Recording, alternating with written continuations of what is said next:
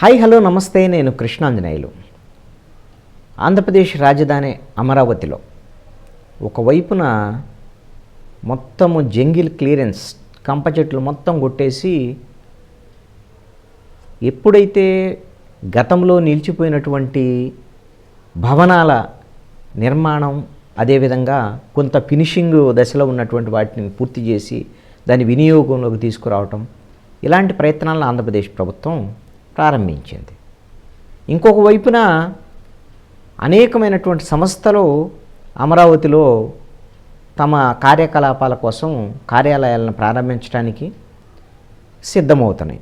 అందుకు సిఆర్డీఏ కూడా కేంద్ర ప్రభుత్వ సంస్థలని, అదేవిధంగా ప్రైవేటు సంస్థలని గతంలో ఎంఓయూ కుదుర్చుకున్నటువంటి వాటి అందరితో సంప్రదింపులు జరుపుతున్నారు. ఇంకొక వైపున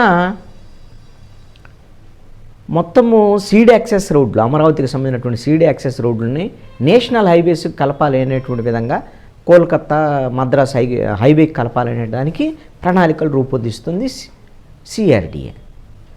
ఇన్ని అభివృద్ధి ప్రణాళికలు ఒకవైపు జరుగుతుంటే అమరావతిలో, ఇంకొక వైపున అమరావతి రాజధాని ప్రాంతంలో ఉండేటువంటి రోడ్లు ఏవైతే ఉన్నాయో ఆ రోడ్డుని తవ్వుకొని పోయేటువంటి పని కూడా ఇంకొక వైపున జరుగుతుంది.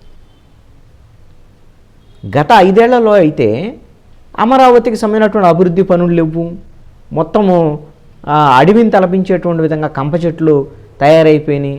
ఇక్కడ అమరావతి ఇక లేనే లేదు. అమరావతిలో అసలు అభివృద్ధి పనులే లేవు. అమరావతిని పడకన పడేశారు. మేము విశాఖపట్నం నుంచి పాలన కొనసాగిస్తామని అప్పుడు ముఖ్యమంత్రిగా ఉన్నటువంటి జగన్మోహన్ రెడ్డి పదే చెప్పటం, అమరావతి మీద తమ ఫోకస్ లేదు అనేటువంటిది ఇండైరెక్ట్గా వాళ్ళు చెప్పినటువంటి పరిస్థితి. అప్పుడు ఏం జరిగింది? మొత్తం రోడ్లకు సంబంధించినటువంటి విషయంలో రోడ్లు, అక్కడ ఆల్రెడీ నిర్మాణాని కోసం, వినియోగం కోసం ఉంచినటువంటి ఇనుము, ఇతర కంకర, మట్టి, ఇసుక, ఇవన్నిటిని కూడా ఎవరు పడితే వాళ్ళు తోలుకొని వెళ్ళటం, ఇవన్నీ జరిగాయి. అప్పుడు రైతుకు సంబంధించినటువంటి రైతులు, రాజధాని రైతులకు సంబంధించినటువంటి వాళ్ళు, ఆ కమిటీల వాళ్ళు పోలీసులకు ఫిర్యాదు చేయటము, ఇవన్నీ జరిగాయి. పోలీసులు దాని మీద సీరియస్గా తీసుకోలేదు. ప్రభుత్వం ఇండైరెక్ట్గా ప్రోత్సహిస్తుంది. ఈ విధంగా అక్రమంగా రోడ్డు తవ్వుకొని పోతుంటే ప్రభుత్వం నిర్లక్ష్యంగా వ్యవహరిస్తుంది, పోలీసులు పట్టించుకోవటం లేదనేటువంటి ఆరోపణ కూడా రైతులు కూడా చేశారు. ఇప్పుడు కూటమి ప్రభుత్వం ఏర్పడి వైసీపీ అధికారం కోల్పోయి 2 నెలలైంది.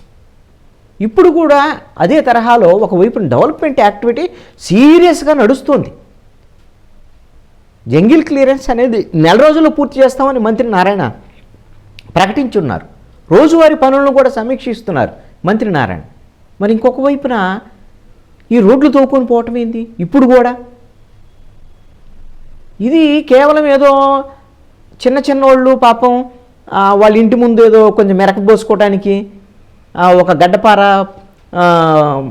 పలుగు తీసుకొని వచ్చేసి తవ్వుకొని వెళ్ళిపోవటం కాదు. ఇది రోడ్డు తవ్వుకొని వెళ్ళటం అంటే ప్రొక్లైనర్ని పెట్టి, జేసీబీని పెట్టి, లారీని పెట్టుకొని ఆ జేసీబీ ద్వారా రోడ్డు తవ్వి, మట్టి తవ్వి, కంకర, మట్టి ఇవన్నీ కూడా ఆ లారీల్లో ఎత్తుకొని వెళ్ళిపోతున్నారు. మరి గత ప్రభుత్వం అంటే నిర్లక్ష్యంగా ఉంది, కావాలని ప్రోత్సహించి వైసీపీ వాళ్ళు కొంతమంది ఈ విధంగా చేశారు అనేటువంటి దాని మీద ఆరోపణలు చేశారు. అటు తెలుగుదేశం, జనసేన, బీజేపీ కూటమి, రైతులు కూడా ఆరోపణలు.